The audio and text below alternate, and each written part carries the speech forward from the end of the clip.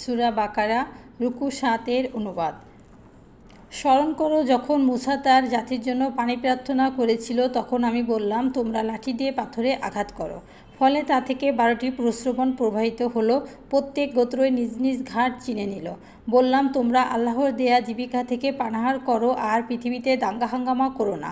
আর তোমরা যখন বললে, হে মূসা, আমরা কখনোই এরকম খাদ্যের ধৈর্য ধারণ করব না, সুতরাং আপনি আপনার পালনকর্তার কাছে আমাদের জন্য প্রার্থনা করেন, তিনি যেন আমাদের জন্য জমিতে উৎপন্ন করেন তরকারি, কাকড়, গম, মসুর ও পেঁয়াজ।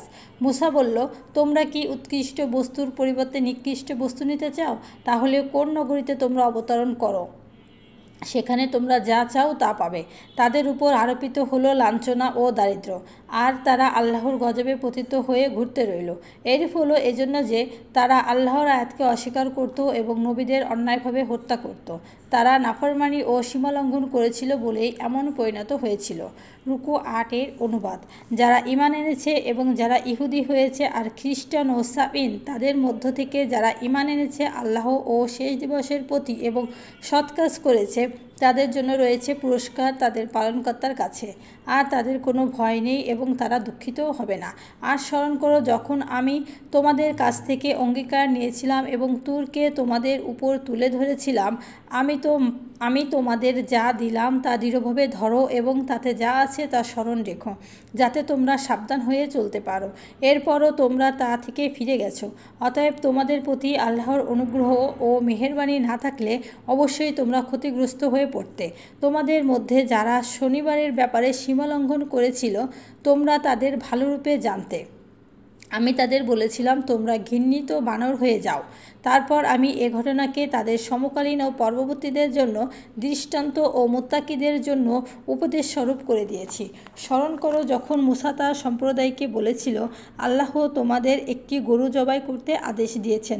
তখন তারা বলেছিল, তুমি কি আমাদের সাথে ঠাট্টা করছো? মূসা বলল, আমি আল্লাহর আশ্রয় প্রার্থনা করছি মূর্খদের অন্তর্ভুক্ত হওয়া থেকে। তারা বলল, তুমি প্রার্থনা করো আমাদের জন্য তোমরার পালনকর্তার কাছে, তিনি যেন সেটিকে কি তা আমাদের স্পষ্টভাবে জানিয়ে দেন। মূসা বলল, আল্লাহ বলেছেন সেটা হবে এমন গাভী যা বৃদ্ধও নয়, অল্প বয়স্কও নয়, এ দুয়ের মধ্যবয়সী। সুতরাং যা আদিষ্ট হয়েছে তা করো।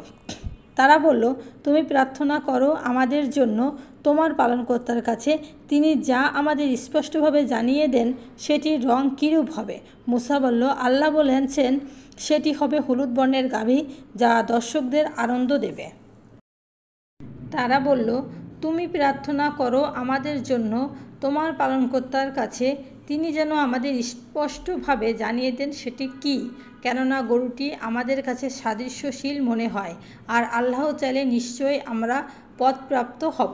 মূসা বলল, তিনি বললেন, এটি এমন গাভী যা জমি চাষে এবং ক্ষেতে পানি সেচের জন্য ব্যবহৃত হয়নি, এটি সুস্থ, নিখুঁত। তারা বলল, এবার তুমি সঠিক তথ্য এনেছো।